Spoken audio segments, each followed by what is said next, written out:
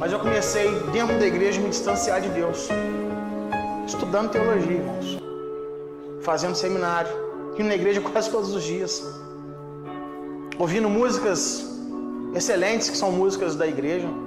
Músicas inspiradas. Mas comecei a me afastar do Senhor.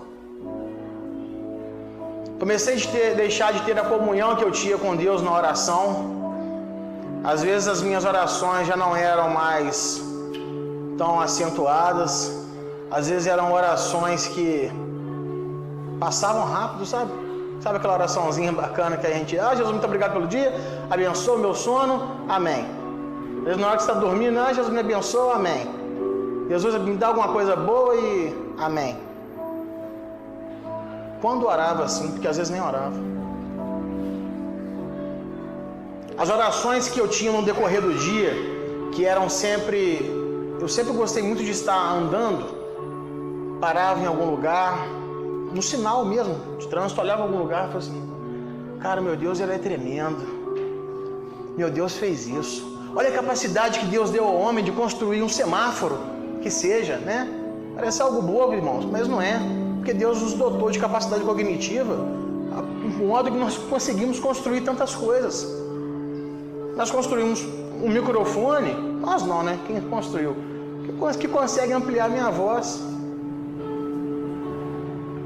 O homem é dotado de inteligência porque Deus deu. E às vezes essas coisinhas simples que eu fazia de agradecer a Deus no decorrer do dia, eu já não fazia mais.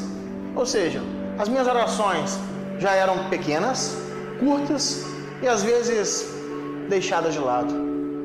Eu fui esfriando, irmãos. Dentro da igreja eu fui esfriando na fé.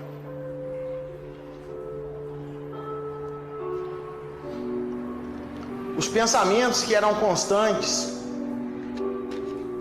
totalmente voltados para Deus, já não eram mais. Passaram a ser pensamentos de qualquer coisa. Engraçado, pensamento de qualquer coisa.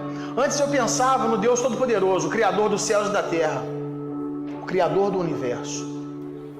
De repente eu consegui reduzir os meus pensamentos a qualquer coisa. A diferença é que eu pensava no Todo-Poderoso, de repente em nada, qualquer coisa. E assim a minha comunhão com Deus foi sendo deixada de lado. Foi esfriando, ficando difícil, difícil. Porque eu não orava mais, eu não tinha intimidade com Deus mais.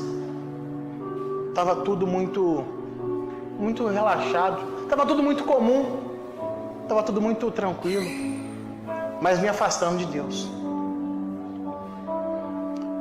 E aonde o homem se afasta de Deus, o pecado começa a entrar.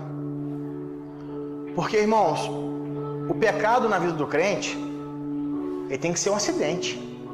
Se eu saio de casa para ir para o meu trabalho, eu saio de casa com um caminho traçado.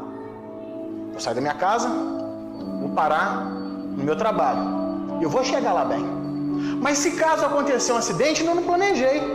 Assim é o pecado na vida do crente, um acidente. Só que a partir do momento que o pecado começa a ser rotina, a gente já começa a não querer que esse acidente não aconteça. A gente quer que esse acidente aconteça. Aonde quando nós começamos a afastar de Deus, nós começamos a se aproximar do pecado. Quando o pecado vira uma rotina na vida do crente, Deus se afasta. Porque Deus não tem prazer na vida pecaminosa.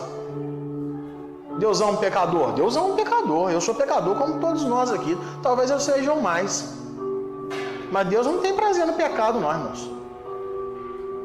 E a partir do momento que nós começamos a procurar mais o pecado do que a Deus, nós estamos errados. A mão de Deus está aqui. Em cima aqui, ó. A mão de Deus não vai se afastar para um lado e para o outro. Ela vai continuar aqui. Eu que posso fazer isso aqui, ó. Dar uma volta, ir para um lado, ir para o outro. Mas a mão de Deus continua aqui. O pecado afasta o crente de Deus. O pecado é a pior coisa que nós podemos deixar acontecer em nossas vidas. O pecado tem que ser um acidente. E torcer para que esse acidente não aconteça. Fugir dele. Ah, como que eu vou fugir, meu irmão? Isso aí você é com Deus.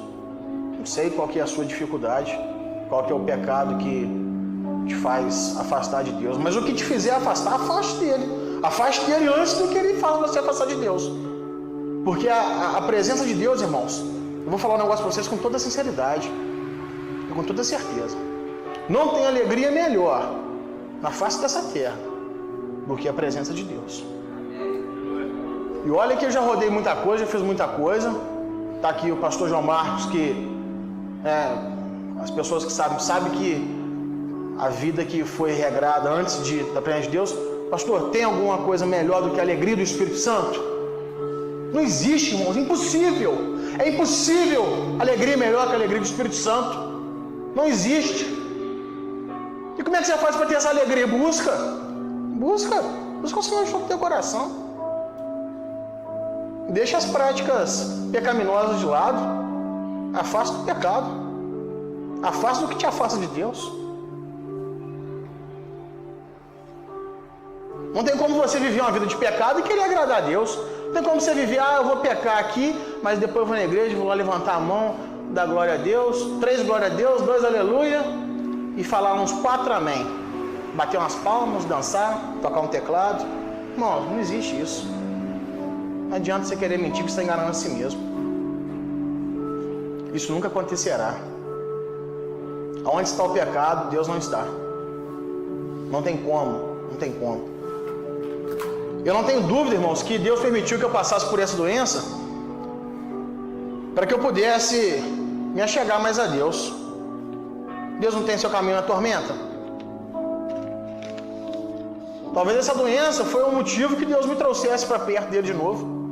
Porque foi ali que eu entendi. Falei assim, se eu não me apegar a Deus, rapaz, estou enrolado.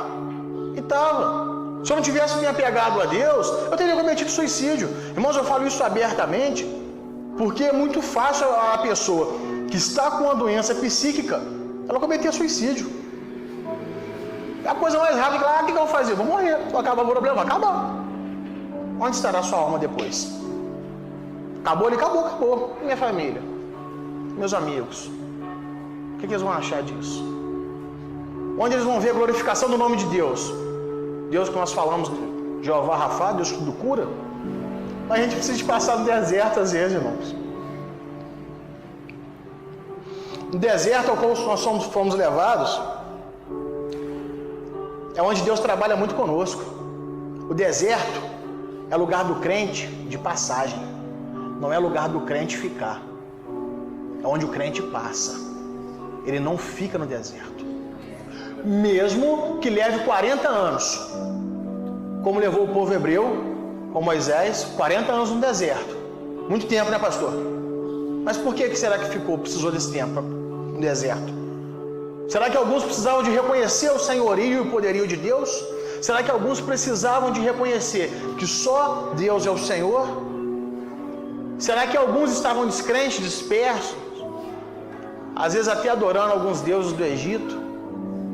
Às vezes a gente está na igreja, mas adorando a Baal, achando alguma coisa melhor do que Deus. Só que não existe, irmãos. Não existe nada melhor do que adorarmos a Deus. Não existe nada melhor do que Deus.